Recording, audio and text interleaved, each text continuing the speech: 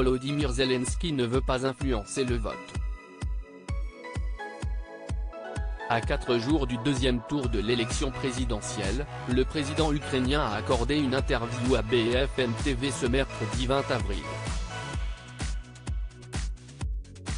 Dans celle-ci, il a invité Marine Le Pen à admettre qu'elle s'est trompée et a souhaité ne pas perdre ses relations avec Emmanuel Macron. Si Madame la candidate comprend qu'elle s'était trompée, notre relation pourrait changer, a-t-il déclaré, tout en ajoutant ne pas être persuadé d'avoir le droit, aujourd'hui, d'influencer ce qui se passe chez nous.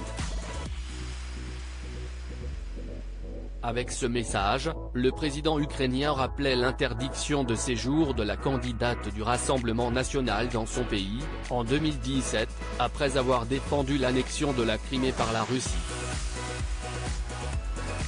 Je veux dire que bien évidemment j'ai des relations avec Emmanuel Macron et je ne voudrais pas les perdre, a ajouté Volodymyr Zelensky.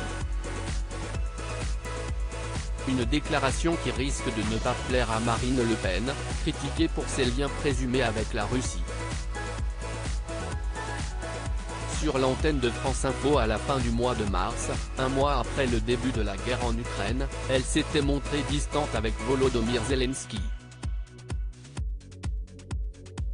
Je crois juste qu'il se comporte comme un chef d'État. Et ça ne devrait pas susciter l'admiration, ça devrait être normal, assurait Marine Le Pen. Si est-il parce que nos propres dirigeants ne se comportent pas toujours comme des chefs d'État qu'on trouve que si est-il merveilleux quand les autres le font. Et d'ajouter, il défend les intérêts de l'Ukraine, le fait avec beaucoup d'énergie et fait preuve de patriotisme.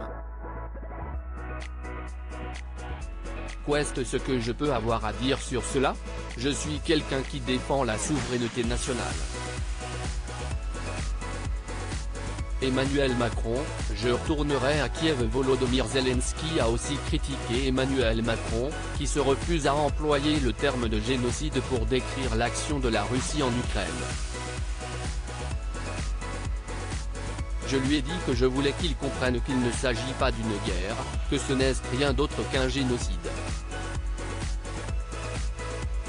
Je l'ai invité à venir quand il en aura l'occasion, avait précisé le président ukrainien sur l'antenne de la BBC. Il viendra, et il verra, et je suis sûr qu'il comprendra. En campagne présidentielle, Emmanuel Macron avait déclaré que le terme génocide devait à son avis être qualifié par des juristes, pas par des politiques et que rentrer dans l'escalade verbale n'était pas aider l'Ukraine. Sur le plateau de C'est à vous ce lundi 19 avril, le président candidat a expliqué souhaiter se rendre en Ukraine. Je retournerai à Kiev, assurait-il, mais j'y retournerai pour apporter quelque chose d'utile, pas simplement pour témoigner d'un soutien. Loading widget.